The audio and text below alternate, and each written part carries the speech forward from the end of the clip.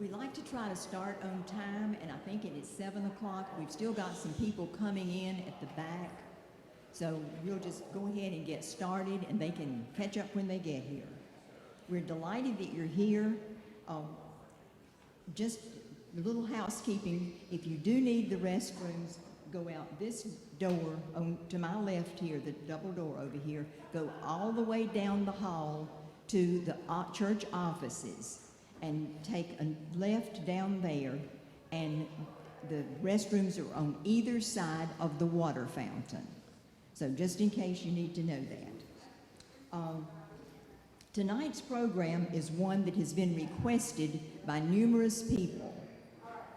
And our challenge for the Education Committee of the Historical Society was finding someone who could do this program on Doctors of Stanley County.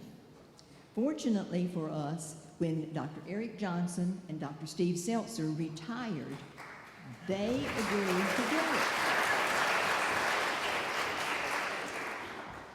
They've had to give up some of their golf time to do research, though. They have spent many hours researching for this program. They have put together a program called Health Heroes of Past Decades. I don't think any of us realized quite how much research and how much time it would take. And at one point, they spoke to me and said, "We are going to have to change the title of our program." And I said, "Okay, that will be fine. What are we doing?" They said, "We're going to do Health Heroes of Past Decades, 1850 to 1950. Otherwise, you will need to plan to serve these folks breakfast." So that's what we're doing for tonight. And I was going to tell you all about their education, their medical training, what all they have meant to this community. But if you can see, they're eager to get started. So I'm going to just forego that, and I'm going to just say that we welcome Dr. Eric Johnson, Dr. Steve Seltzer, two of Stanley County's most beloved family practitioners and two of the finest men that I know, Dr. Johnson and Dr. Seltzer.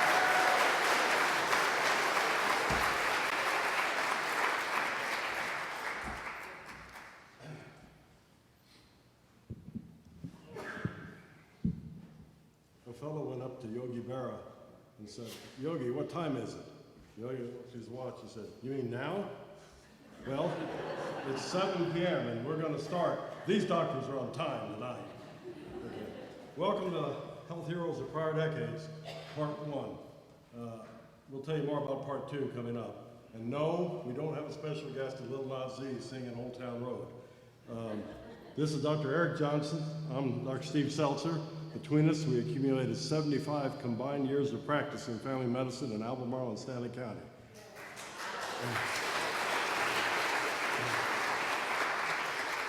We're both retired, and therefore we are permitted to have memory lapses and wandering dialogues. Now the disclaimers. You can take a break with your cell phone for the next 15 minutes. We have no financial affiliation with the Stanley County History Center, the Stanley Historical Society, nor any entity mentioned in this presentation. We received no compensation nor items of any value in associated with the preparation and execution of this program. Okay. Pat mentioned a few housekeeping announcements. With exits are accessible to my left here and through the back of the sanctuary on the left. As she mentioned where the bathrooms are. Please remember there are towel dispensers in every bathroom. Please do not tamper with nor attempt to disable or destroy dispensers. Attempts to do so may result in arrest or criminal prosecution. Okay. Smoking is prohibited at all times in the sanctuaries, hallways, bathrooms, and elsewhere in the church complex. There are no restrictions against photography or recording any part of this program. We ask that the audience save all questions and comments until after the conclusion of our talk. As stated earlier, we are old and easily distracted. And we don't want to be interrupted and digress into a lecture about the mating dance of the prairie chickens in Wisconsin. Both Dr. Johnson and I will be available here after the end of our program. We will gladly entertain questions and discussions from the audience. Autographs, pictures, and mementos we will charge you for will be available at your request. Now for the acknowledgments. Like the Academy Award presentation ceremony, we have a number of people to whom we are indebted for their assistance in allowing us to stand up here and babble on. Unlike the Oscar Awards, there's no time clock prodding me to talk faster than I usually do.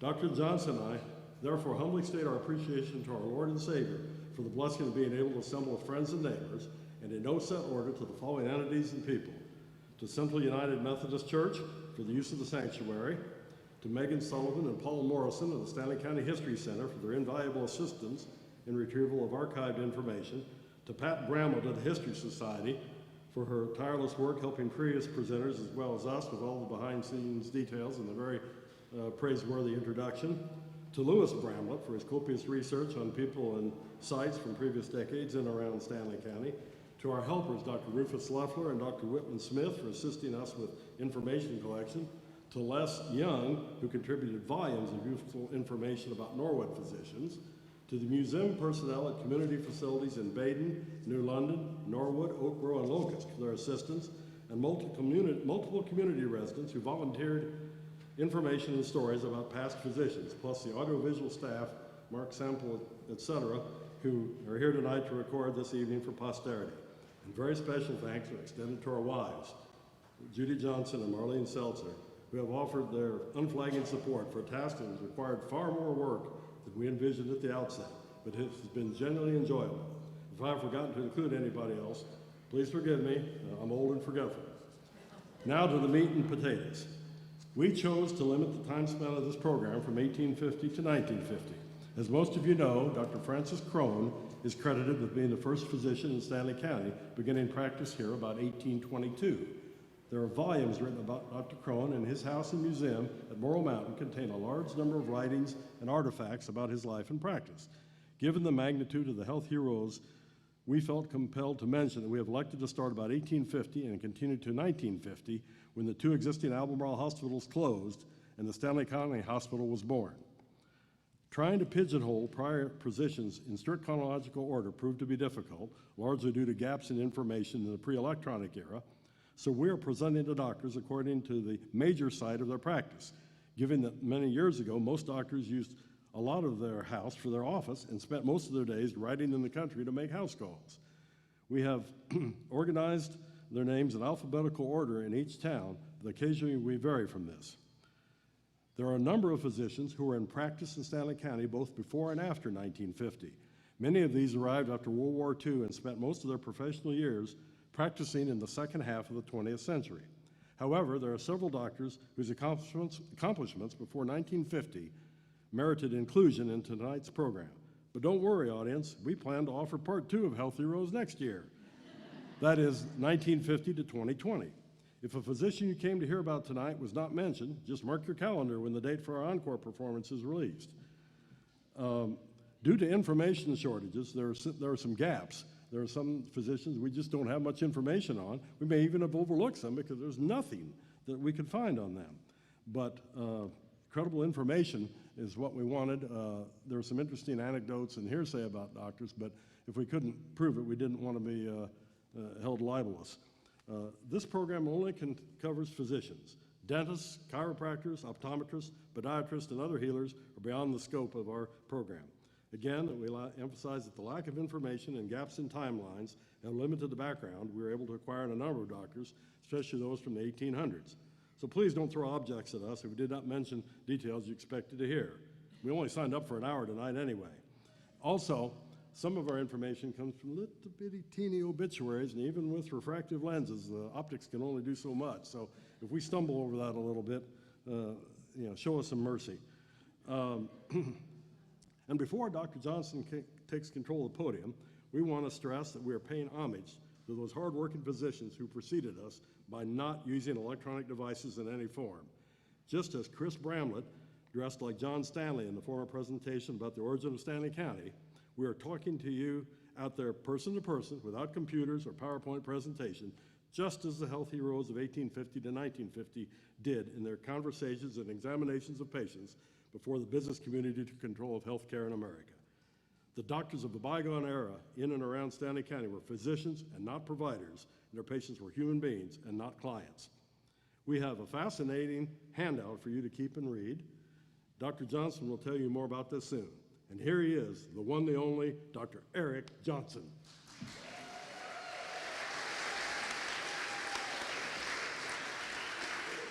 He would not let me look at that prior so I could edit it a little bit. So anyway, that's the Dr. Seltzer and the Raw. Thank you. Okay. I'm going to try to give you a perspective of medicine in the year 1900. I picked halfway between, you can do the math on that. For one thing, there was no standard for medical education in 1900. There were many medical schools built that were for-profit medical schools. In other words, some people who had established them really to make money rather than train physicians, unfortunately. There were no standard college requirements to enroll in medical school. In other words, they didn't require any biology, chemistry, or math to go to a medical school to some of them. And some students did not even go to college, medical students did not go to college, but they apprenticed under a local physician, and then they were accepted into one of these medical schools. In 1910, a famous study came out sponsored by the Carnegie Institute and supported by the American Medical Association called the Flexner Report. And it found that there were too many medical schools in the United States, and many were poor quality of education, and they reduced the number of medical schools from 155 down to 31. And they recommended that there were college prerequisites such as chemistry and biology to get in, and they also recommended that in medical education had to include anatomy and physiology, microbiology, pathology, biochemistry, for 2 years of instructions, and then 2 clinical years, in other words, working in the hospital with trained and qualified medical staff. They also recommended postgraduate training, that after medical school, that people would do an internship. By the way, those interns back there didn't make any money. They just got room and board, and that was about it. In Davidson, the first medical school I could come up with was called the North Carolina Medical College in Davidson. Had nothing to do with the University of North Carolina, nor with Davidson College back then. The first class graduated in 1894. It was a 3-year curriculum, and then it moved to Charlotte, and in 1917 to Richmond, and became the Medical College of Virginia. By the way, each state back then had their own medical board examination that you did have to pass in order to practice. In 1900, I want to review the leading causes of death. By the way, the life expectancy for a male in 1900 was 46 years, and for a female was 48 years. The number 1 killer then was pneumonia, followed closely by tuberculosis, also called consumption. Number 3 was, and I don't know if you know anyone who died of tuberculosis. I've only known a very few patients. It's been eradicated for the most part, or controlled. Diarrhea was number 3 killer. Heart disease, number 4. Now this isn't just heart attacks, but what they used to call heart dropsy, congestive heart failure, and other heart disease. Strokes of all kinds were number 5. Renal or kidney diseases, number 6. Accidents, whether they were this is before automobiles, but these would be from fires, drownings, industrial accidents, or farm accidents. Cancer, all-cause mortality in 1900, there are only 12,000 cancer deaths in this country. That's all fine. Number 9 was senility. Number 9 was senility. Number 9 was senility. Oh, I'm sorry. Number 10 was diphtheria. I never saw a case of diphtheria in 45 years in medicine. Remember also there were parasites, worms all over the place growing inside of people back then. In 1900, 30% of all deaths in the United States were children under 5 years of age. Today, that is 1.4% of all deaths, and that counts automobile accidents, fires, drownings, not just illnesses. Maternal death rate in 1900 was 1 out of every 100 women died in childbirth. Home births were done. Midwives did most of the deliveries. They had no formal training. There were no IVs, no anesthesias, no oxygen. The germ theory was still quite new. Pasteur, had developed that in the late 18th century. And antisepsis, in other words, cleaning of instruments and washing your hands, wasn't even started until Joseph Lister started in the 1870s. There were no ambulances then. There were no EMT people back then. In this county, in 1900, there were no hospitals. The closest hospital was in Salisbury.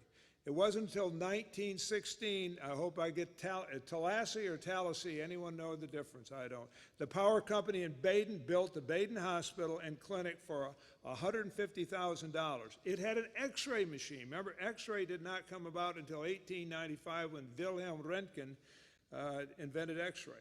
It also had an operating room. The charge back then, $18 a week in a private room, and you got fed too. And $14 if you're in a 4-bed ward. There were, however, 2 institutions that people came for healing, and they were the Rocky River Springs and Meisenheimer Springs, that people came to Mineral Springs. And even I've got a textbook from 1893 by Sir William Osler. He even recommends people going to Mineral Springs for therapy. Please refer to the handout. Don't read it now, but this was an agreement by the doctors of Stanley County and the Stanley County Medical Society in 1905 that they set prices on things. Today, of course, you'd go to jail for that, for price fixing. Okay, the first Albemarle Hospital opened in 1923, the Tally Brunson Hospital, which was by 2 private doctors. There were no public hospitals then. It became the Stanley General Hospital, and it was in the old Albemarle Hotel building, the site of the current courthouse.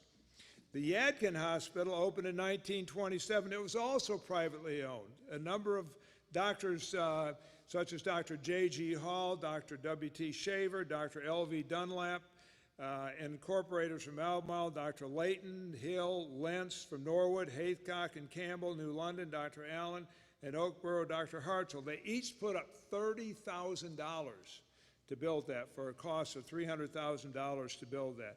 They had x-ray, they had an operating room. Present day Taylor House is in there. What diagnostic things were available back then? There were no laboratories in 1900. Dr. Seltzer said they had to use their noggins to figure things out. It wasn't until 1940s that the first pathologist, a Dr. John Johnson, Johnsson, no kin, who worked here just for a year or so in the Yadkin Hospital. But before this, if you had it, they didn't do biopsies. They had no tissue slides to do. There were no mammograms, no ultrasounds, no MRIs, no CT scans. The first cardiogram in Stanley County wasn't until 1951 when Dr. George Buck Edens brought the first EKG machine here, and he also was the first doctor to do pap smears. There, as far as therapies go, no IVs, transfusions, oxygen, respirators, no antibiotics, nothing for high blood pressure. The first treatment for diabetes didn't come out until 1922 when Banning and Best in Toronto developed that. And most of the current treatments that we have today were not even available. Quarantines were common. Quarantine meant you stay at 40 days in place. And I remember as a boy when measles and whatnot were quarantined. And tuberculosis was treated by isolation. You sent them off to sanatoriums. They reused syringes and needles. Had to make their own bandings and dressing. The Band-Aid didn't come out until 1924. There were no there were some vaccinations. Smallpox in 1795 by Jenner, but the first antitoxin, first shot for diphtheria did not come out till 1894. Then in 1914, typhoid and a number of others came out. 1954, I remember that was polio. Did you hear about the guy who lost his entire left side? No. He's all right now. Okay, the first community we're going to do is Baden. And I want to thank Jerry Hall and David Summerlin. They have got a great museum out there. It is organized so well. It's very nice. And I'm going to go over a couple of the doctors who practiced out there. This is Benjamin Franklin Cox, who went by initial BF. He was born in Randolph County in 1851. Went to the College of Physicians and Surgeons in Baltimore. And he practiced in Palmerville from 1881 till his death in 1934. 53 years he practiced. He was on staff at the Baden Hospital, and he was held in very high esteem by not only his patients and the community, but the doctors as well.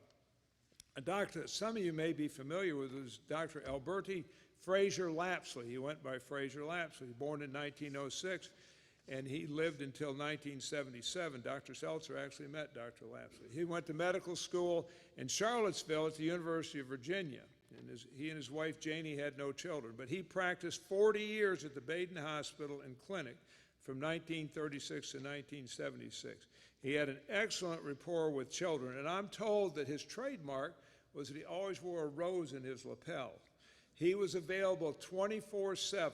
People would could come to his house or see him, and he took his own x-rays and had to develop his own x-rays. None of this x-ray tech stuff. The first African-American physician in Stanley County was Dr. William Young, who was born in 1889 in Monongahela, Pennsylvania. I can say Monongahela. He excelled in both academics and athletics and graduated from Monongahela High School in 1904. He was 14 years old when he graduated from high school. He never had driver's ed either in 1904. Okay. He was then admitted to the Leonard Medical School at Shaw University in Raleigh. I could find nothing about this, but apparently this was one of the medical schools closed by the Flexner Report in 1910. And then he went to Western University of Tennessee in Memphis in 1910 and graduated there. He worked in Charlotte and area, and in 1925 he came to Baden to practice, and unfortunately his wife passed away in January of 1926 while in labor. Dr. Young married his second wife in October of the same year, and they lived in Baden until the early 1930s, and he moved on to Thomasville and did live a good long life, and he passed away in 1952 back in Pennsylvania. There's some other Baden doctors that I have on the list, but since there was no hospital in Albemarle, Dr. Shaver, a surgeon from Albemarle, practiced out there. Dr. Layton from Albemarle practiced out there also. Alcoa hired some doctors to work in first aid because at that time safety was not emphasized in American industry, and there was no workman's comp and nothing there, so they could have 2 full-time doctors just working on accidents. Now, we've done a lot of research. I want to remind you that stealing from one source is called plagiarism, but what we have done is stole from many sources, which is called research. And Dr. Seltzer is going to take over Albemarle right now. It's all yours, sir. First, I'm going to read the quote valedictory address written by E. Burke Haywood, MD, presented to the Medical Society of the State of North Carolina at their 16th annual meeting in May of 1869, 150 years ago. I don't know if he was a valedictorian or what, but this is the address.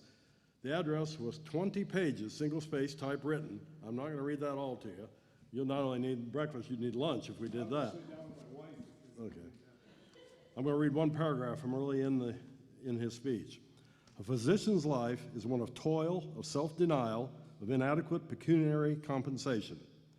He has no time he can properly call his own. Other men engaged in laborious pursuits are permitted to partake of their food without interruption and to sleep quietly at night. Not so with the physician. For him, no season is sacred. He is liable to be called at any hour. The Sabbath, a day of rest to others, is to him often a day of incessant toil. This was 150 years ago. Now we're going to move to Albemarle. It got a lot better, didn't it? Yeah. As we said, most of these are going to be in alphabetical order. Sometimes we deviate from that. And I'll also mention in Dr. Johnson's presentation, Dr. Lapsley is an example of a physician who was very prominent here before 1950, even though his exact time frame was longer after 1950. So we bent the rules to satisfy what we thought was right. Okay, starting with the Andersons. Father and son, one of very few parent-child combinations of physicians in Stanley County. Dr. Richard Anderson was born in Davie County in 1835. He went to New York for the study of medicine, received his degree in 1856, and took internship at the notorious Bellevue Hospital in New York City. Interestingly, he had a brother who went to the same medical school, graduated at the same time, but was not a twin. Dr. Anderson came to Albemarle in 1858. He married a local girl who was named Mary Forrest, and they had 6 children. One of them became a physician, Dr. Jasper Neil Anderson, who is known by Jap, which wouldn't be a politically correct name now. Dr. Anderson was born in that is Dr. J.N. Anderson, his son, was born in Mississippi at a later time. In 1872, it appears that Dr. Robert Anderson's father took a sabbatical or perhaps did a Peace Corps or public health stint in Mississippi. It isn't clear to me why, after 14 years here, he spent some time in Mississippi, but he came back. I'm going to read something that was said about Dr. Richard Anderson. He was badly handicapped by lack of equipment, modern drugs, and pharmacies, but like all the old-timers, had the ability to diagnose troubles competently and to do almost any surgery required. Possibly due to his experiences while serving the South in the Civil War, Dr. Anderson could take hardships of weather and fatigue due to the long trips by horseback and buggy he was called upon to make while attending to his patients. He was active in political affairs and was rewarded by the Democratic Party for being sent to the state Senate to fill the unexpired term of a Democratic senator in the 28th Senatorial District of North Carolina. He was there from November 1874 till March 1875. He chose not to run for re-election. 2 years later, he ran for the same seat in Senate and was defeated. His son, Dr. J.N. Anderson, was born in Mississippi, but went to school. It wasn't clear. He went to a number of schools, including some place in Indianapolis, but I have no further information about that. After graduating from school, we're not certain exactly when, he practiced in Lexington, North Carolina, and in 1899, he became ill and returned to Albemarle to rest and to be with his father. Unfortunately, Dr. Robert Anderson died shortly thereafter at age 87, and so Dr. J.N. Anderson recuperated and continued to work for a while, but he became ill about 2 decades later, and I think by connecting the dots, he died of tuberculosis because he died in a sanatorium in Statesville. And it stands to reason that he was sick from this illness. He got recuperated at the turn of the century, and he died there. So we don't know a whole lot about the younger Dr. Anderson. He did volunteer in World War I and was a member of the Medical Corps stationed in France and got numerous awards. So that's the Andersons. Next Albemarle physician is Dr. Victor Lewis V.L. Bigler. He was born in Pennsylvania in 1894, and he attended medical school in Pittsburgh. World War I broke out, and Dr. Bigler enlisted and served in France, as did Dr. J.N. Anderson. Dr. Bigler rose to the rank of captain. It appeared he had not completed medical school when he entered the military. After the armistice, at which time he was only 24, he returned to the United States, completed his medical education, and settled in Kinston, North Carolina, to practice several years. He relocated to Albemarle in 1929 and became a, quote, resident physician, unquote, at the Yadkin Hospital, which sounds to us like what we call a hospitalist today. In January 1933, Dr. Bigler left his position at the hospital to start general practice in the Hill Building on 2nd Street, where he continued to practice until 1945, a span of 16 years. From newspaper accounts, Dr. Bigler had become, let me revise that. He relocated to Albemarle in 29 and was in Albemarle a total of 16 years, 14 of which were spent, my math is off, 12 years of which were spent in his own practice. From newspaper accounts, Dr. Bigler became chronically ill, was admitted to the Medical College of Virginia Hospital in Richmond, which actually was the actual training site for both Drs. Whitman Smith and Dr. Davis Fort of this community. After an unnamed operation, Dr. Bigler succumbed on January 21, 1945, at the age of 51. The obituary in the SNAP listed several Stanley County residents who were close friends of Dr. Bigler that attended the funeral.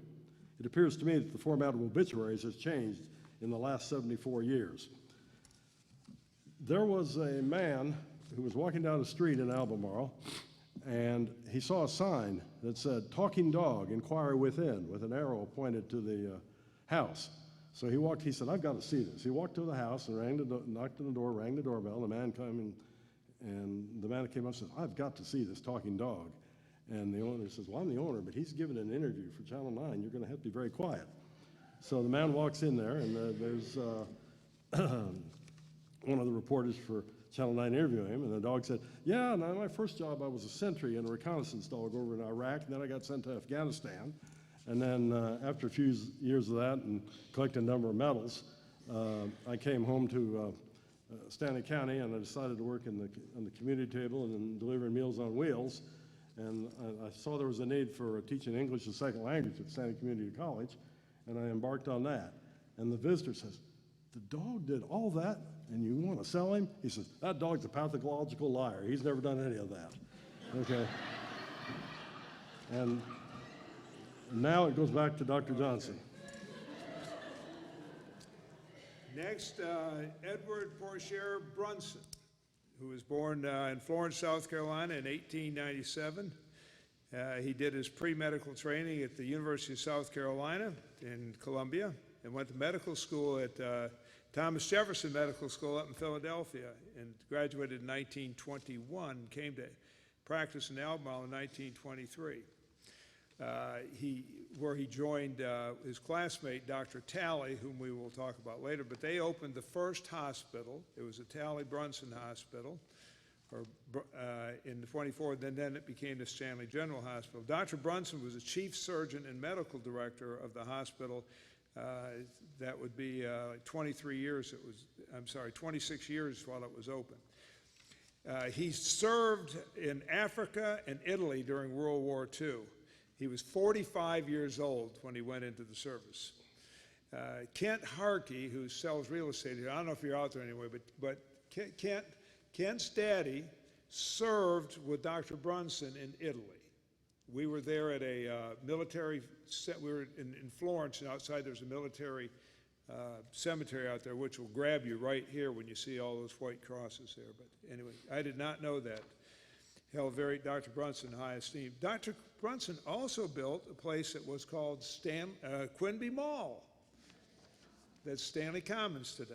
And by doing this, I found out how Quinby Mall got its name, is that the Brunson family's ancestral home back in England was called Quinby Hall. He was a member of the Presbyterian Church, which is that, let's see, it's down that way, isn't it? And he also helped coach Toby Webb's legendary Albemarle High School football teams with a lot of injuries and medical issues that they had at that time. And anyway, that was a fine old man. We move on in Albemarle to Dr. L.V., that's Lucius Victor Dunlap, known as Vic.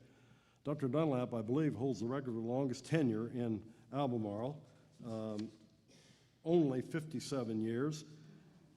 He was born in 1884 on a farm in Anson County, and he spent 3 years at Rutherford College, which I'm not certain is still in existence, and then 4 years studying medicine at the University of North Carolina. I do not know if that was the North Carolina Medical School, or I don't think Carolina had a 4-year medical school at that time. Anyway, for 2 years he decided to practice in Raleigh, and then where he had an associate in general practice, and then he moved to Ansonville for a very short time, where he practiced with another doctor, then relocated to Albemarle in August 1909. In the First World War, he volunteered for active duty and was sent to France, as many of our physicians that we mentioned were, and was a flight surgeon with the fledgling Army Air Corps, and had a very productive military career. He didn't get back to the United States till 1919 due to the great demand for transporting troops after the armistice, and he resumed his medical practice then. One interesting sidelight of Dr. Dunlap is that for 13 consecutive years after he returned to Albemarle in 1919, he spent 1 month every year at the postgraduate hospital in New York City, and took specialized training in pediatrics, obstetrics, internal medicine, and pathology.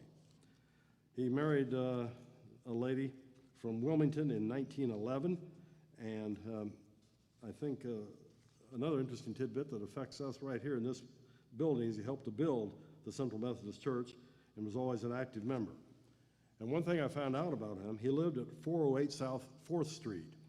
In those days, Albemarle was not very big, and the residential area was basically concentrated around what we call downtown. A lot of times we could not find where the physicians lived, but many times they lived very close to town.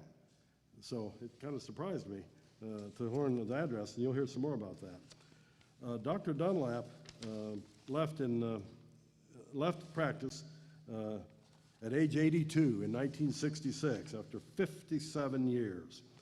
He went to live with his daughter in Morganton after his wife had already died. And he had a number of noteworthy quotes and observations that I think are very pertinent. You know, 1966 wasn't that long ago. You were already a grandfather then, weren't you? No. I was in 4th grade. All right. Hormones, okay. I want to read some of these because I think they're very eye-opening. Dr. Dunlap said in 1966, "When I came here, the town was small and the county population was small. I used to think I knew everybody in the county. Today, I see people on the street whose names I do not know, but in them, I see the resemblance to their parents, whom I knew in earlier years. I sometimes ask them who their parents were, and I find that I was right about the resemblance." Furthermore, Dr. Dunlap stated, in 1909, the practice of medicine was a lot harder than it is now. We had no good roads, no automobiles, and we made our trips over the county by horse and buggy. It often took a day to see a patient in the county and get back. We didn't have the advantage of sulfa drugs and others of similar nature that have added to the practice of medicine so much in later years. We had to depend upon diagnosis and the use of staple remedies, which up to that time were the only ones to employ. A lot of those were herbs and roots. We were on call day and night, rain or shine, and would often be gone from home for the entire day and night. But we were young and healthy and didn't mind the work so much. I believe that opinion would be shared by only a minority of medical students now.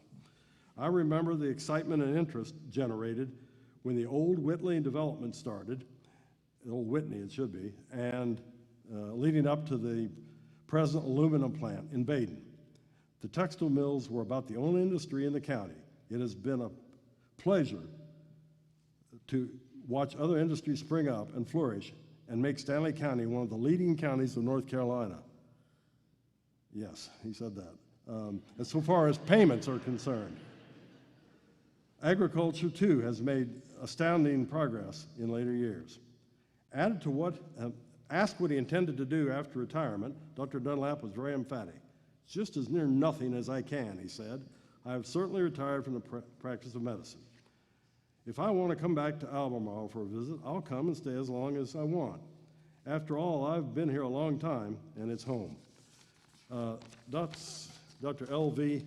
Vic Dunlap, and I'd never heard of this man. Some of the older doctors in town remember him. He certainly was a legend. And with that, it goes back to Dr. Johnson. Okay, next physician is Dr. Dennis Fox, who's a surgeon here. These are recollections by Dr. Whitman Smith that we could come up with. He went to Chapel Hill, the medical school. At that time, there was only a 2-year school, and then you had to transfer to another school, and he transferred to Vanderbilt Medical School in Nashville, graduating in 1937. He stayed in Nashville for his internship and did his surgery residency then. He married a Miss Helen Jones in 1939. He practiced in Randleman, North Carolina, in Greensboro in 1940 and 41, and then World War II, as we know, broke out, and he volunteered to join the Vanderbilt General Hospital. They sent it because he had connections there. They went to Italy for World War II, and he was discharged in January 1946, came back and then came to Albemarle and practiced with Dr. Shaver, so we had two top quality surgeons there at the Yadkin Hospital. He practiced here 17 years and left Albemarle around 1963. And again, Dr. Smith, probably some of you Older people out there may remember Dr. Fox. And not to be outfoxed, Dr. Seltzer. There was another Fox here, Dr. R.E. Fox. Not many people knew him. He was Robert Eugene Fox. And a little background on him. He was born in 1899 in Hillsborough, North Carolina. He attended Weaver College, which might be in Weaverville near Asheville, but I don't think it's any longer in existence. And it says he graduated from Duke University in 1919. I thought it was still Trinity College back then. Well, we have a typo here. I didn't write it. He taught school in Asheville from 1919 until 1922 and entered the University of Pennsylvania to study medicine, graduating in 1926. He interned and served his residency in Danville, Pennsylvania, and in 1928 went to private practice in Asheville before becoming head of the Buncombe County Health Department, which position he held from 1930 to 1932. He then entered Harvard University and received a degree in public health in 1934. For the next 14 years, from 1934 to 1948, Dr. R.E. Fox worked with the State Board of Health, where he was director of the Division of Public Health Administration. He is credited with organizing health departments in every county of the state, which did not previously have one. He left Stanley County early in the 1950s to pursue employment elsewhere. We do not really have a record on that. He actually took over the job in 1948 as the first full-time Stanley County Health Director. He took that job over from Dr. Nash McKenzie, who found that he could not maintain a private practice and do the work at the health department simultaneously. That was in 1948. Dr. Fox lived at 1011 East Main Street, if you're interested in the address, and he died at he retired to Albemarle, died at age 71. And a very unfortunate circumstance of his death, he was home alone, just having returned from Charlotte, where his wife was hospitalized when he apparently collapsed and died and was found by a neighbor. You could speculate that he died of a broken heart, but that's Dr. R.E. Robert Eugene Fox. Not many people had heard of him, but I think he was noteworthy for his standing in the public health arena. And before I turn it back over to him, Johnson. I want to tell you about something that happened at the library not long ago. A fellow goes in the library and goes up the desk, and the lady says, "May I help you?" He says, "I want a Big Mac, supersized fries, and a large Coke." And she says, "This is a library." He says, "Okay, I want a Big Mac, supersized fries, a large Coke." Dr. Johnson. I have to endure this when we go golfing together. I want you to know that. Just going to bring up a few things about the infrastructure of Stanley County back in those days. Of course, in 1900, there was no electricity in this town. People used kerosene lamps when they went out to the outhouse. They had their water was drawn from wells. You couldn't go turn on the tap back then. As far as sewage goes, people used outhouses back then. I found this in my research. Septic tanks had not come into common use until 1940. And toilet paper didn't come in available until after World War I. By the way, the earliest Northern tissues bragged they had no splinters in their paper. First phone service, just in the city of Albemarle, was around 1920. So how did you get in touch with a doctor if your family member was sick? Somebody had to get on a horse and go through whatever kind of weather, whatever kind of terrible roads, and get to the doctor. So that when he got to the doctor's house, the doctor said, okay, they must be sick, otherwise they would not have gone out in weather like this. The first paved road that left Stanley County was when 2427 came here sometime in the mid-20s. Before that, it was all dirt. And again, of course, they used horses before automobiles were. I get it. Before automobiles were available, they had to use horses, either ride them, the doctors ride them, or have a carriage, and that left a lot of horse excrement around, which is not that healthy. What kind of pharmacy did you have? So you saw the doctor and he gave you a prescription. What'd you do then? Did you go call up the McNeil brothers down there in Norwood? Because they'd come in 24/7 and fill a prescription for you. I know that. But anyway, there were no pharmacies back then. Doctors had to make their own medicines many times in their offices. I'm going to have 3 doctors here with the same last name, and that is Gaskin.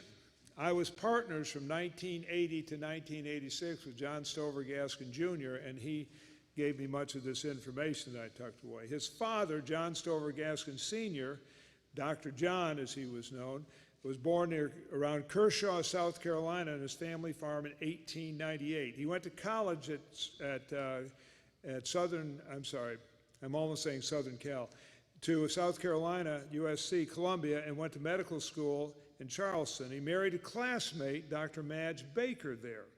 And they practiced in South Carolina, I believe around Chesterfield for a few years, and they came to Albemarle in 1930, and the first office was in the Harris Building on West Main Street, wherever that was.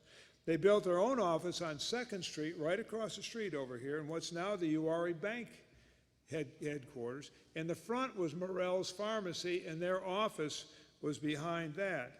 Dr. John would every morning get a list of house calls, and he would drive throughout the county. A lot of people didn't have automobiles back then, even though there were roads. So he would make house calls all morning, did a lot of home deliveries of babies. At noon, he'd come in, and someone would have called in for his afternoon list of rounds while Dr. Madge stayed in. In the last 10 years he practiced, he gave that nonsense up. He practiced at the Yadkin Hospital for inpatient work. He also helped coach Toby Webb's football teams and did free physicals on all the ball players back then. He was very active in the First Baptist Church. That's the one up that way. And he had two daughters, two sons, but both sons, John Jr. and Joe, became physicians. He also had a brother, Lewis, who practiced in Albemarle that I'll get to. He died in Wyoming while visiting his son Joe out there. So, anyway. His wife, Sarah Madge Baker Gaskin, was born June 6, 1900 in South Carolina. Her daddy was a Baptist preacher.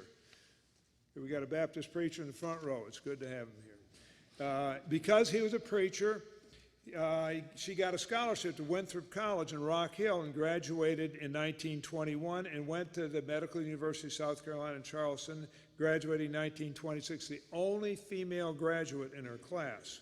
And then she married her classmate, John Stover Gaskin. They had practiced with him, moved to Albemarle, as I said. She was the first woman to practice medicine in Stanley County. Her son, John Jr., when he was in college at Chapel Hill, got in fistfights sometimes by saying that his mother was a doctor, and they said, "Oh, your mother couldn't be a doctor. You mean she's a nurse?" Well, if you knew Dr. John Stover Gaskin Jr., his fuse was about this long, and that person who said that got blasted, a good one, huh? Okay. She also did pre-employment physicals for Wiscasset Mills. There were about 5,000 employees for Wiscasset Mills back in those days, and treated minor injuries sustained at the mill. She practiced almost 50 years, and she died in 1979. In the old hospital, I was the last new doctor in the old hospital. Her paging number was number 6. They didn't say, "Dr. Seltzer, please call the emergency room." They would say, "Number 6. Call the emergency room," but I inherited her number, so that's a little legacy there. Got a picture of her here, too. I did not know her. And Lewis Roy Gaskin, also born in Kershaw, was the older brother of John Gaskin. He was born in 1896 on a family farm, as I said, that was burned to the ground by General William Tecumseh Sherman when he was passing through South Carolina in 1864. He also went to, not Sherman, but Gaskin, went to college, medical school at Charleston, practiced in South Carolina until 1932, and when he found out that his brother was up here in Paradise, he couldn't wait to join him, so he set up practice in the Albemarle office. His office was next to, and when I moved to town, it was Louder Hardware, but I think it was called Morrow Heath Hardware, and where that barber shop is, and he practiced back there. He also made house calls. He was an active member of the Lions Club. He was a Mason, and also active in that church on the other side of the street, just on the other side of the Phillies. He had 2 sons, Reed and Lewis, both of who were physicians, and you remember Reed, of course, was the first ophthalmologist here. Dr. Gaskin, in 1950, Dr. Lewis Gaskin, shortly after the Stanley County Hospital was built, he had a boy that had a tonsillectomy that morning. He went back to check on the boy, and while he was in the boy's room, he dropped dead. Boom, right in the hospital. The guy goes into the doctor and said, "Doc, I can't help but singing the green, green grass of home." That sounds like the Tom Jones syndrome to me. Is it common? It's not unusual.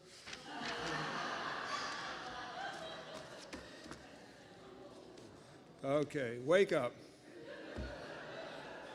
Okay. Next is Julius Clegg Hall, Dr. J.G. Hall. Date of birth was 23rd November 1874 in Montgomery County, across the river. He attended Trinity College, which before it was in Durham, it was actually in Randolph County. He got a degree called a Bachelor of Philosophy. I don't know.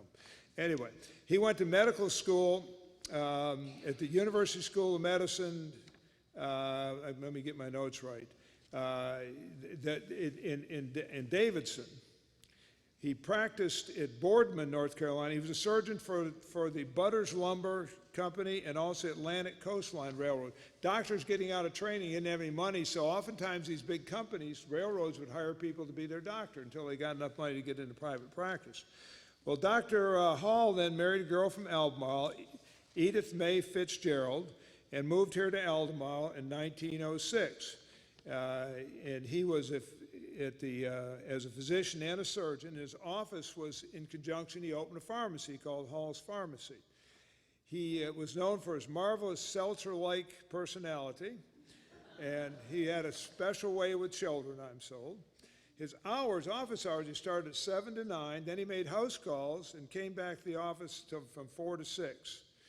He built and lived in that beautiful house on North 2nd Street that David Scarborough is restoring at this time, the one that's got the Greek temple out in the yard. He also was a Mason, and he was a member of Central United Methodist Church. Here we are.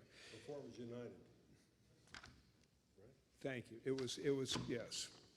We won't go, okay. He died at the young age of 55 in 1930, which was actually longer than life expectancy at that time. And again, he was one of the main planners and builders of the Yadkin Hospital.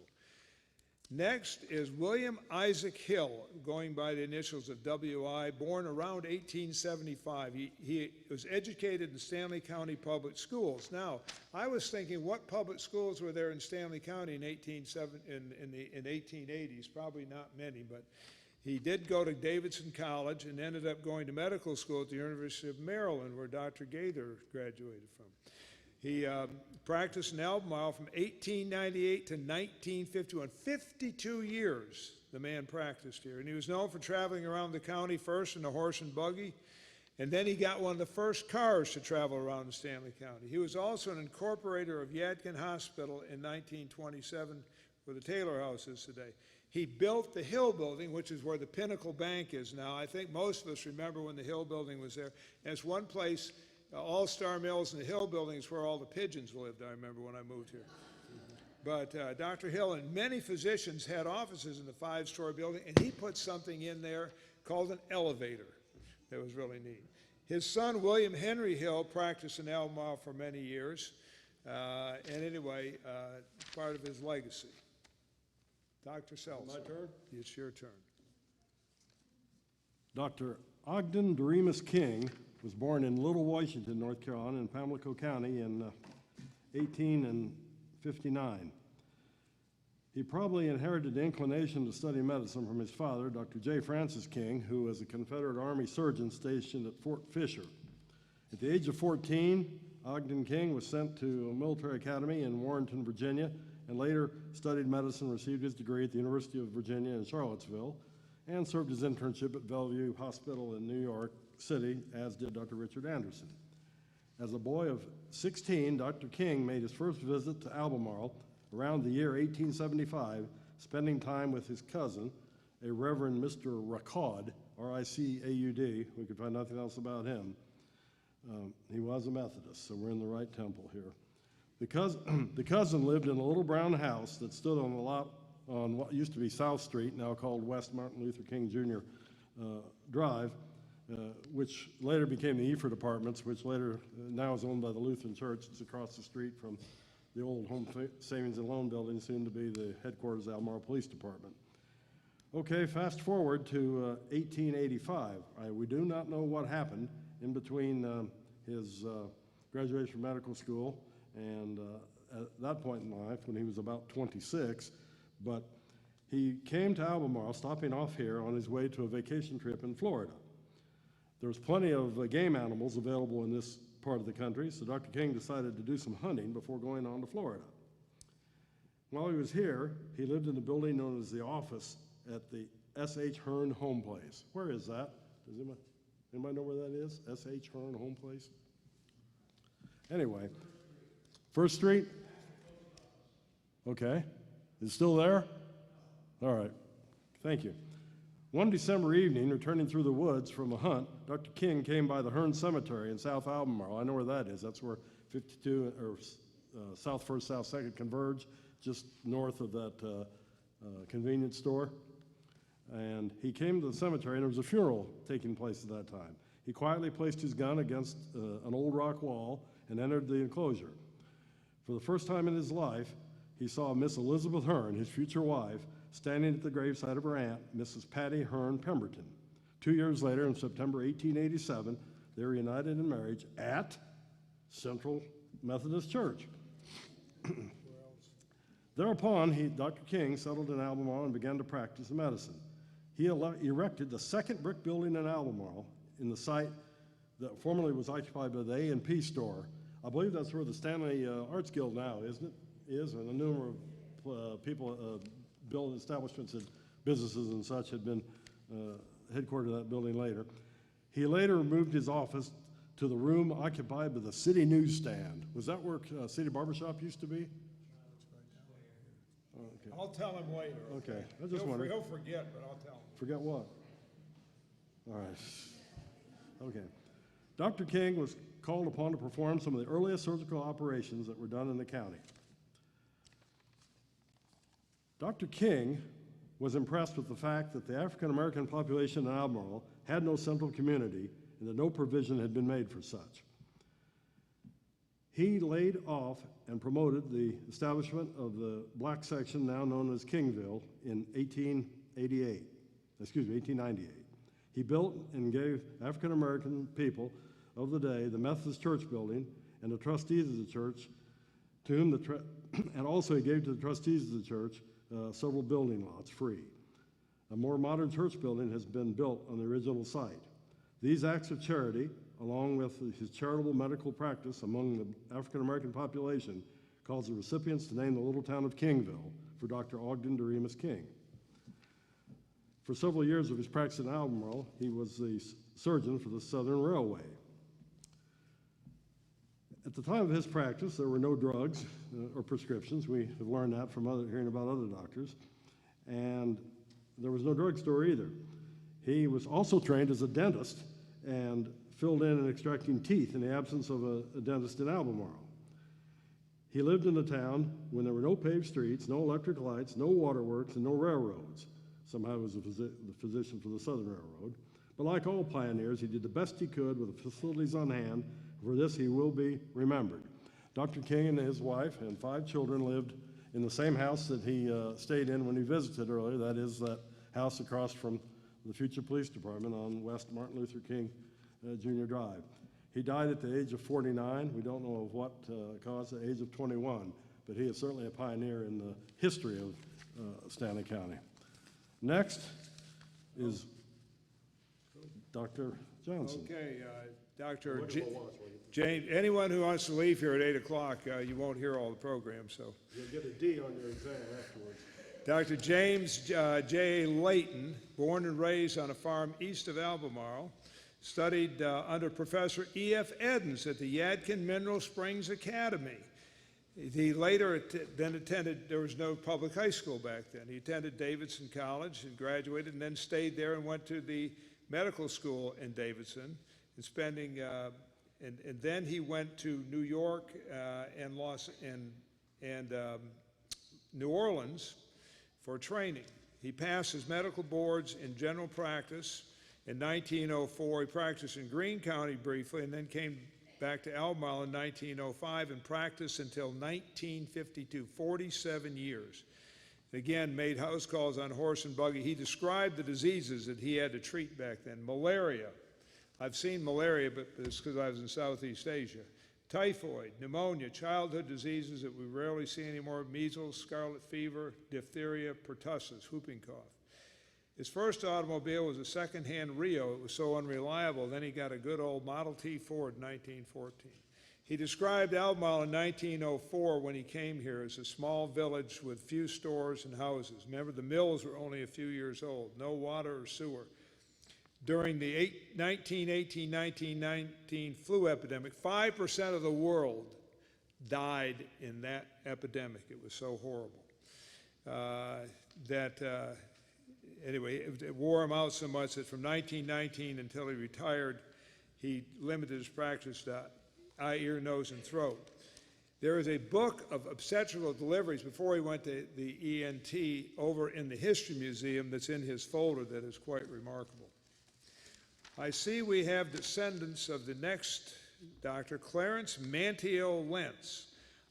I wondered if there was someone who had the middle name of Murphy in there to cover Murphy to Manteo. No? Okay. Never mind. He was born April 3rd, 1885 in Cabarrus County, and his dad moved to Albemarle and was a merchant here shortly after his birth. He attended the Albemarle City Schools, which I think was probably just what was Central School when my kids attended that. He went to Davidson College. He was captain of the football team there. And in 1907, he was named the All-Southern football team, which reminds me his great-grandson, Mac Morgan, who played at Lenore Ryan, was also a football standout up there. Anyway, he graduated from medical college at Davidson in 1909. He did an internship at Brooklyn Samaritan Hospital, and in 1917 came back to Albemarle and practiced in the Hill Building. His wife, Nellie, was an RN trained at Presbyterian Hospital in Charlotte. And before there was a hospital in Charlotte, Dr. Lentz, good-hearted soul he was, would actually drive patients to Charlotte who needed to be in a hospital. He just put them in his car and drove them over there. He was active in the Lions Club and a Mason. He did not keep records of what patients owed him. He would tell them that when good times come, you can pay me then. So when good times came, a lot of people owed him money and came to his widow after he'd passed away and said, your husband treated us when we didn't have any money. We want to pay what we owe him.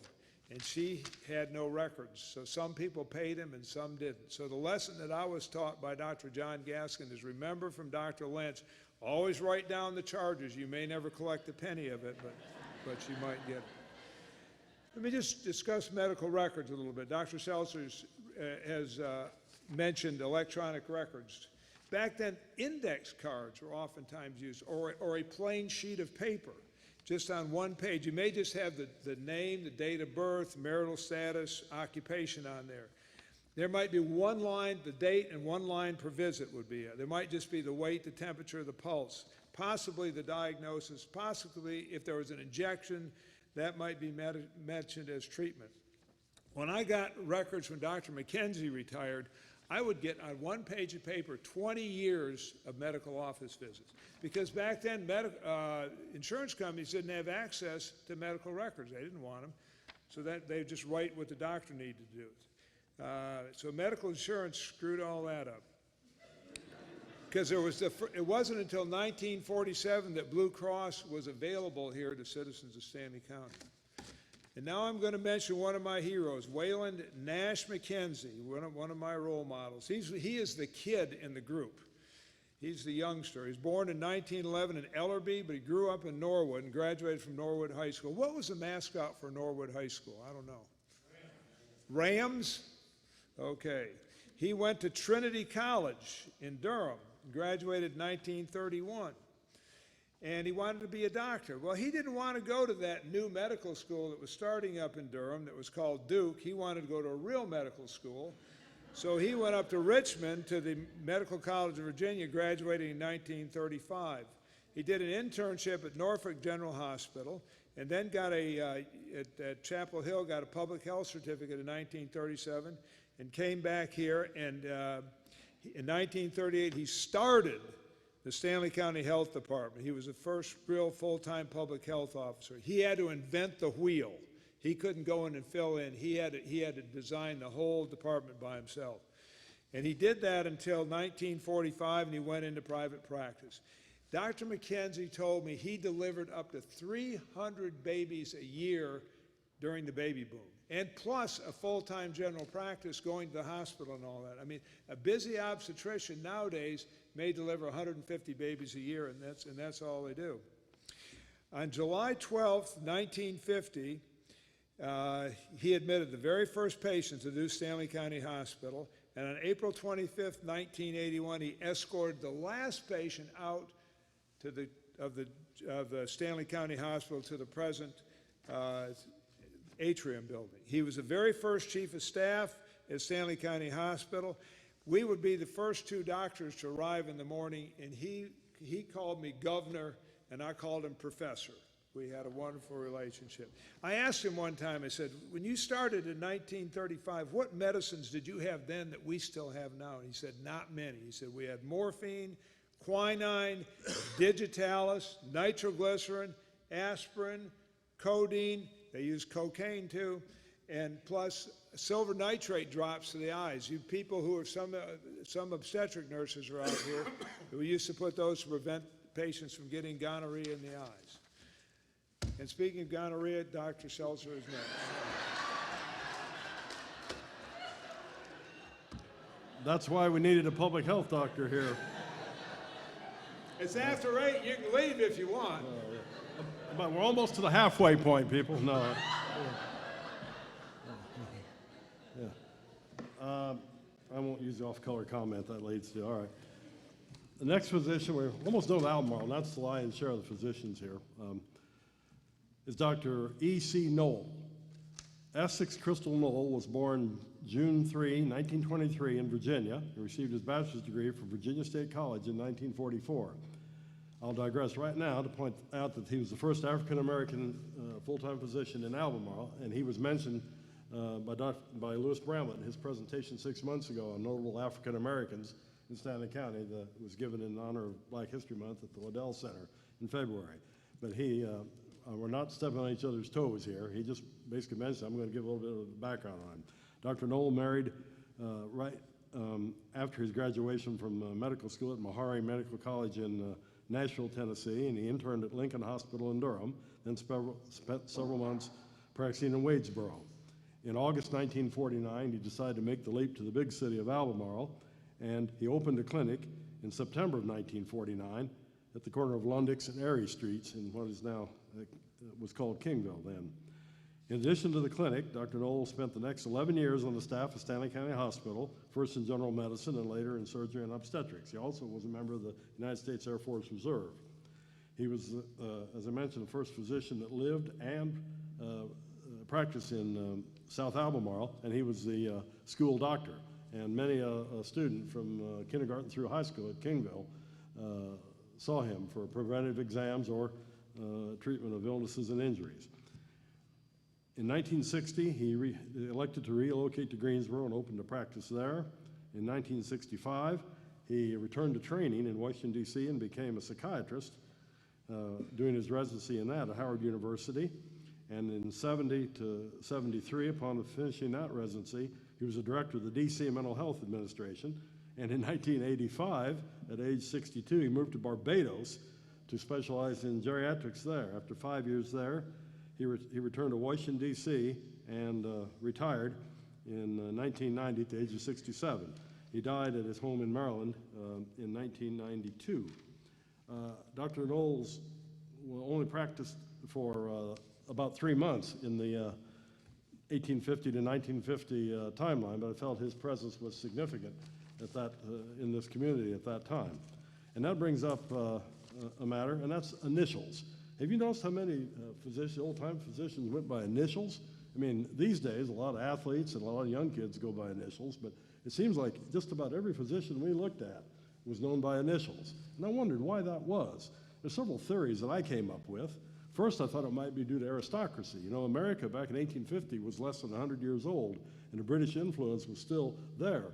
And in England, many of the landed, wealthy landowners go by initials. It's sort of a prestige sign. For example, I made up this one up, Sir J.B. Wexford, for example. So it may have been that physicians considered themselves to be on a higher plane than others at that time. That's just a theory. The second possibility for initials it might have been personal choice. Some of these physicians were stuck with names they probably didn't like. Jasper Neal, Ogden Doremus. I mean, there were probably old names. Some came from the Bible, some from family people, but maybe they wanted to establish their own identity apart from their father or their other relatives they were named after. Probably the most logical explanation of that is they wanted to shorten their name. Even back then, physicians wrote their names a lot on documents, prescriptions, when they were available, and all sorts of other forms. So the more you write, the worse your handwriting gets, and you can save some time.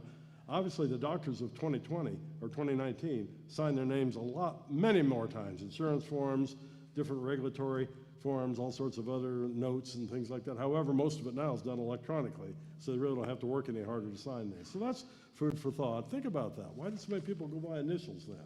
I don't know. Now, we've completed the Albemarle bunch. No, we haven't. Oh, yeah, you've got a couple more, don't you? Oh, yes, well, I let me do. tell you something, okay? Yes, Did you sir. know that one time I had a serious girlfriend from Buffalo? Did you know that? No, I didn't. Well, we broke up, and I decided after that I was going to date a girl from human parents. Dr. Johnson? Well, with that Buffalo joke, I'll wing that one. We They're cannot. known as bison now. Yeah, we've got a few more to go here on my That's right. list. So you mean step on your toes. I'm looking at my Jackson Kent Outlaw, born 1896, Kinston, North Carolina, and he graduated Wake Forest University back when it was in the town of Wake Forest in 1921. Went to medical school in Syracuse, New York School of Medicine in 1923.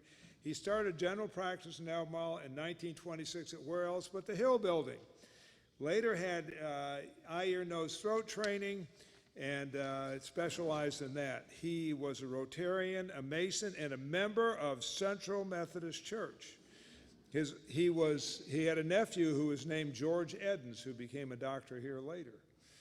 A man walked into a dentist's office, and he said, "I have this delusion that I'm a moth." The receptionist said, "Sir, you're in the wrong office. This is a dental office. You need a psychiatrist's office. By the way, what attracted you here?" He said, "The light." Okay. Next, the first fully residency-trained surgeon in Stanley County, Dr. William Trantham Shaver, went by W.T. Shaver, born in Rowan County in 1893. Went to the medical school in Davidson, did his general internship and residency in Philadelphia. And again, he was the first fully residency trained. In other words, after his internship, at that time they trained another 3 years to become a board-certified general surgeon. He initially practiced at the Baden Hospital for a year, and then they started the Yadkin Hospital, where he served as a surgeon in residence until his death in 1957. He also practiced in the Stanley County Hospital. He was a strong supporter of the American Legion and helped get the first Legion post started here, and also a strong supporter of Legion baseball, which of course had its great legacies with the great teams here. He was a Rotarian, and he belonged to Dr. Seltzer's First Lutheran Church. 60 years old when he passed away. Another doctor you've heard me mention a number of times is Dr. Talley, Bailey T. Talley, attended public school in Bowie's Creek. After graduating from high school, he was given a plot of land where he tended tobacco, and he earned $50 that summer growing tobacco. And with that money, he enrolled in Wake Forest College. At that time, all you had to do was show up and register. There was no SATs or any of that stuff. And he finished his 4-year curriculum in just 2 years.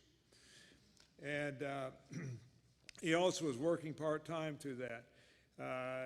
He went to medical school at Thomas Jefferson Medical College in Philadelphia. It always interests me that a Virginian gets a medical school named after him in Philadelphia. Anyway, finished in 2 years. He worked incessantly.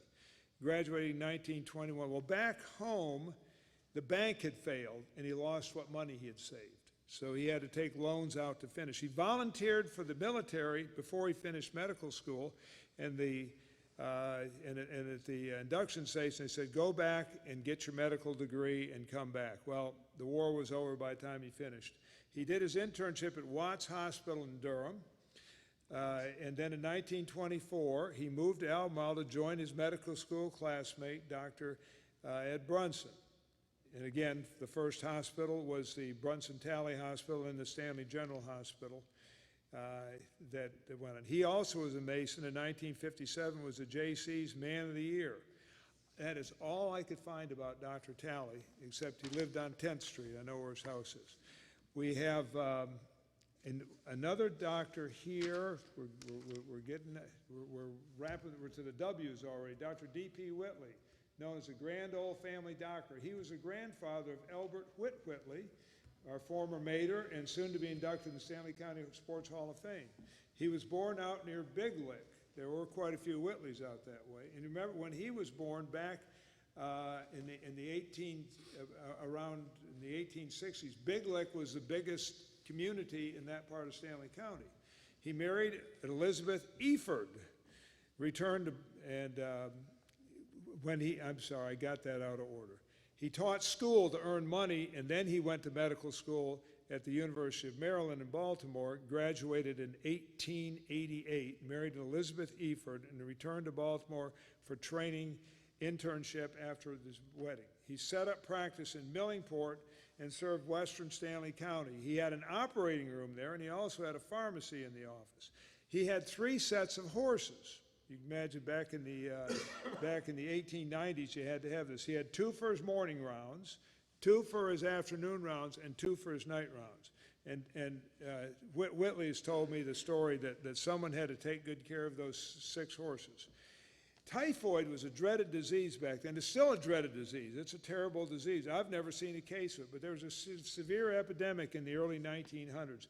And Dr. Whitley at one time worked 59 straight days without sleeping in a bed. He'd sleep in his carriage, just napping between cases. Typhoid, he figured out, was breeding in open wells, that rats who were sick with typhoid were going down into the wells and dying. People would draw water out of the wells and get typhoid from that. So he advocated closing all the wells, and then that people would have a well, the closed well that you have to use a pump to draw the water out of. He also started a well digging company too. Pretty clever, huh? In 1912, when the typhoid antitoxin shots came out, Dr. Whitley inoculated thousands of people in his office free. He also, when he moved to Albemarle, I neglected to mention that sometime in 1918, he moved to Albemarle, and he started advocating to get a telephone company here. And there are kids today who think that this is the only kind of phone, right? This is back in the numbers please days. Anyway, in 1918 was a dreaded flu epidemic. He worked tirelessly. He died in 1921. He never refused anyone care. Practiced 33 years. One more Whitley, not related. Virgil Alexander, V.A. Whitley, born 1857, 4 miles east of Albemarle. Apprenticed, he didn't go to college. He apprenticed under Dr. Richard Anderson, whom Dr. Seltzer mentioned here in Albemarle. He attended the University of Louisville Medical School and then transferred to the University of Maryland. Dr. Gaither, do you know you had all these people shared your alma mater, huh? He graduated in 1884. He moved to Norwood, and he and a gentleman named DeWitt Swearingen established Norwood Drugs. Now that's a name that's going to catch on, right, fellas? That's for the McNeil brothers back there, yeah. He moved to Albemarle in 1898. He made many house calls in a horse and buggy, often not paid. He also served as a health officer for the county and served on the school board and was a Mason. He died in 1911 at 68 years of age. A letter that he wrote back to his father when he was in medical school said, "Dad, help me find a horse for me and a place to practice here in Stanley County." And that he did. Now, Dr. Seltzer, you wake him up with Norwood, okay? We are coming down the home stretch because at that time, most of the physicians in this county considered the big metropolis of Albemarle to be home base. But in New London, there was a big hitter named J.A. Allen, Dr. J.A. Allen. I do not know what the J and A stand for. He may be in initials that really have initials. He was born in Yadkin County in 1869. When he was young, a severe case of typhoid fever left him with a limp left leg. This spurred his interest in medicine, so he went to the Medical College of Virginia in Richmond and studied in the late 1890s and finally graduated there in 1901. He had heard that a doctor was needed in New London and Stanley County, and he left his home in Yadkin County with the notion of locating there. Back in his home community, he told friends that he was coming to New London, and they exclaimed, "New London?" They were astounded. That's the Stanley County, and that's the poorest county in the state. You don't want to go there. You remember, about 15 years later, Dr. L.V. Dunlap said it was the most prosperous county in the state, or something to that effect. Despite their warnings, he set out in his buggy for New London. Along the way, he stopped at farmhouses for water, and he would mention where he was going. Every single family tried to discourage him. "Don't go there," was their warning. "They tell me that a man can't even make a living farming there." Finally, in a little village outside of Moxville, he got so discouraged he turned around and went home. And not long thereafter, he located in Cool Springs, which is a community in Iredell County, and he practiced there for 4 years and married his wife. But he couldn't get New London out of his head. So in 1905, in June, he and his wife came to New London and immediately began his practice.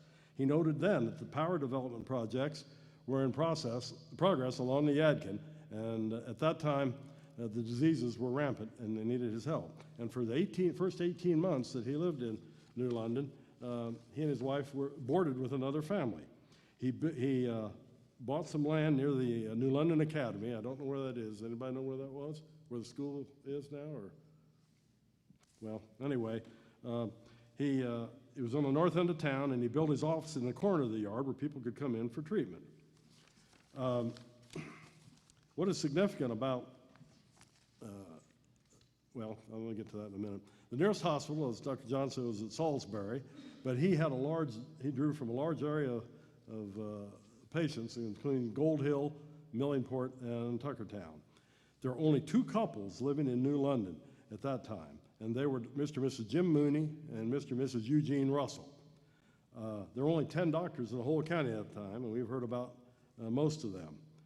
When the dams were being built along the Yadkin River, the backwater covered green vegetation which had not been cleared away. As this vegetation began to decay underwater, a very unsanitary condition resulted. A virtual epidemic of both typhoid fever and malaria followed. Only comparatively few preventive measures were known in those days, and many people were superstitious about methods of healing this or that disease. Dr. Allen practiced for 47 years in New London and retired in 1952. With the other 4 years he practiced in Cool Springs, and he had practiced a number of 51 years. And he died in 1957. This was the only physician of note that I could find that ever practiced in New London. There was a Dr. Campbell that I read a reference to. There was 2 Dr. Campbells in Norwood. We'll get to that. It appears that the Richfield, New London area was served by the house call doctors that we've also mentioned. Meisenheimer may have been a separate entity because of the Healing Springs, but I do not think there were physicians involved there. That completes New London, and now we move on to Norwood. This is mine, isn't it? Okay? Just take it away. Norwood. Probably the most well-known doctor of 100 years ago was the Dr. Thomas Alexander Haithcock. He was a real legend in Norwood. He received his education and medical training at Trinity College, that was in the pre-Krzyzewski era, and also at the University of North Carolina and the University of Maryland. I don't know how he got around as he did. We have no records on that. He was born in the Mount Zion community of Norwood, and he had 9 older siblings, all of whom died in childhood. Following graduation, he came back to Stanley County. We are not certain of the exact year, when it first started, but when war was declared in Europe in 1917, at age 52, he volunteered. He was promoted to major, was highly commended by military authorities. He was a long-term member of the Norwood Methodist Church and superintendent of the Sunday school for 36 years and superintendent emeritus at the time of his death. He was an avid Democrat, and he always took interest in political affairs. He was a member of the school board in Norwood for 30 years. He served as the mayor of Norwood, a member of the city council, a member of the county board of education. He also served as president of Stanley County Oil Company, president of Riverview Milling Company, president of Norwood Electric and Water Company, president of Norwood Development Company, and president of the Bank of Norwood. He was quite the public citizen, and I imagine quite the entrepreneur. Dr. Thomas Alexander Haithcock was born, as I said, in 1865, died in 1943 at age 77, and that's all we could find about the details of his practice. He should have been called president instead of doctor. Or Donald. Okay. He was more presidents than he was. Well, probably the earliest physician we have any record at all on in Stanley County, except maybe for Dr. Crone, was a Dr. Abram Shankle. Many older gentlemen, as you know, were spelled the biblical way, A-B-R-A-M, and it was later expanded to Abraham because that was easier to spell correctly. Little was known about the timeline for his medical practice. He was born in 1809. He settled in Norwood in the 1830s before the Civil War, the War of Northern Aggression, and he moved from rural Norwood to Albemarle, where he lived with Dr. Ogden Doremus King, another iconic health hero we've mentioned before. He compounded home remedies from herbs he grew on his farm. Before practicing medicine, Dr. Shankle was involved in numerous local government functions. Multiple documents bearing his signature were noted in the Stanley County Courthouse in the late 1800s.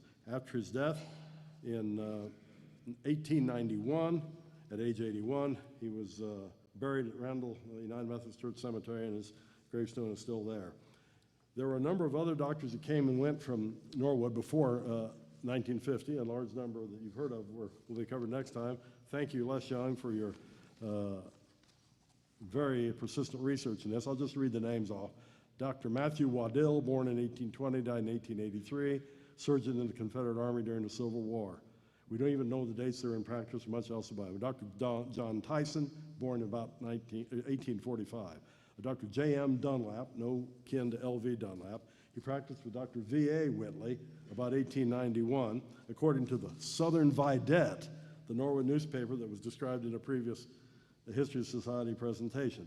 Dr. I.M. Lilly practiced with Dr. Haithcock, I just mentioned, in the 1890s, but then relocated to Fayetteville. They were married to sisters and were brothers-in-law, but that relationship apparently didn't last.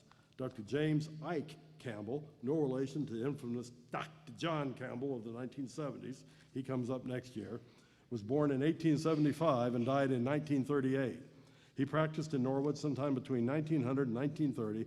No other information about his practice is known. He was known to be a staunch Republican and often sparred with Dr. Haithcock, who was an ardent Democrat. Dr. Campbell twice ran for Congress as a Republican in the 8th U.S. Congressional District, losing the general elections both in 1920 and 1922. And Dr. Leland V. Lee Dunlap, no kin to L. Vic Dunlap, born in 1877, died in 1901. He was no older than age 24 at the time of his death. Must have been a child prodigy. We don't know anything else about this man. That's Norwood. Dr. Johnson? Okay, well, we're going to handle Big Lick and Oakboro. And I have Dr.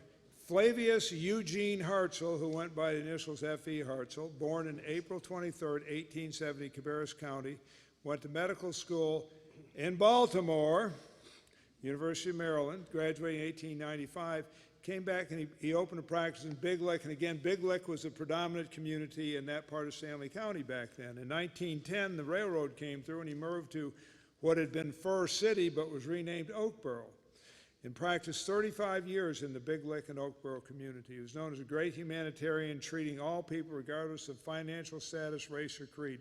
He is related to Jeff Hartzell, but the Hartzell family was unable to come up with any more information for him. His fee for delivering a baby was $20, and he was often asked to name many children.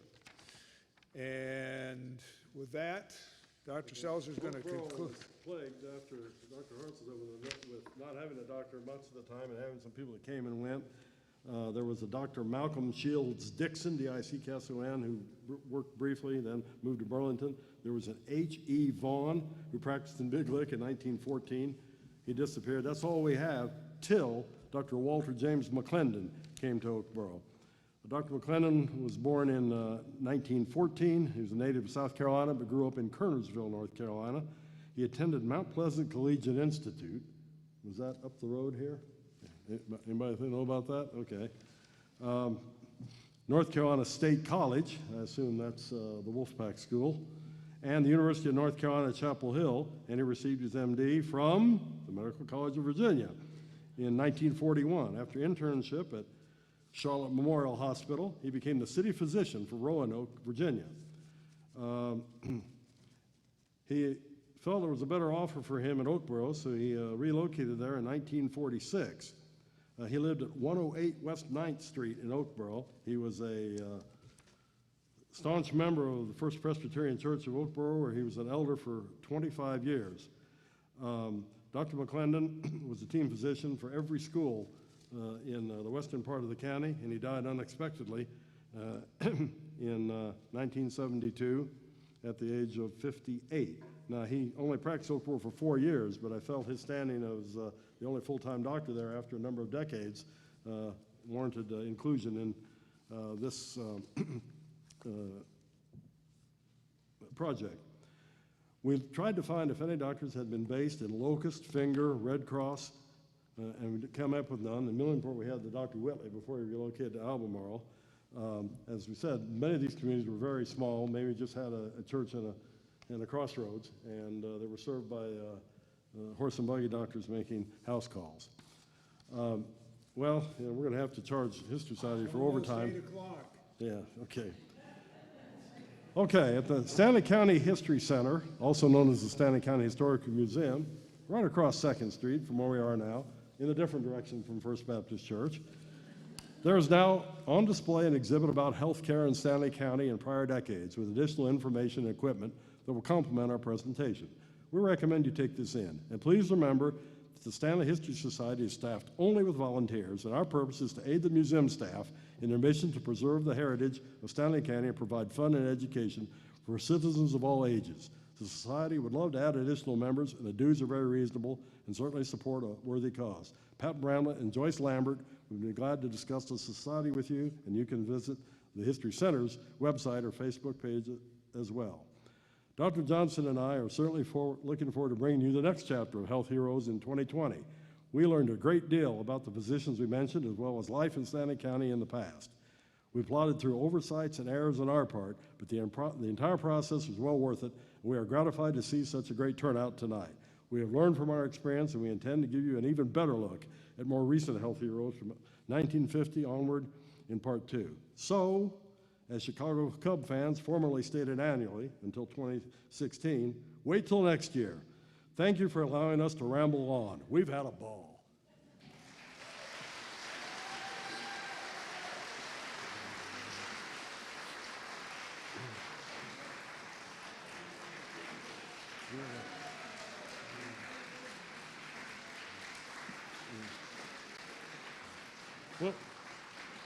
We'll be glad to talk to people at the podium here.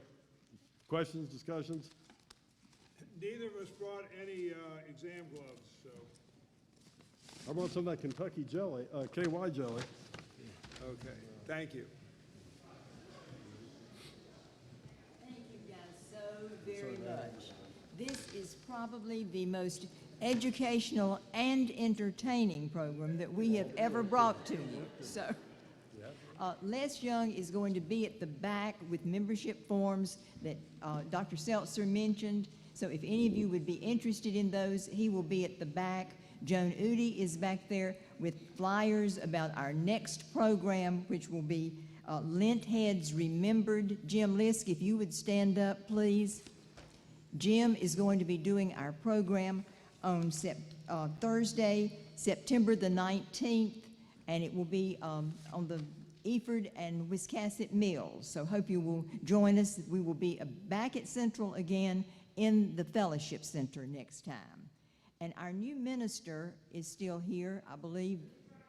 Jill, do you want to welcome everybody to Central?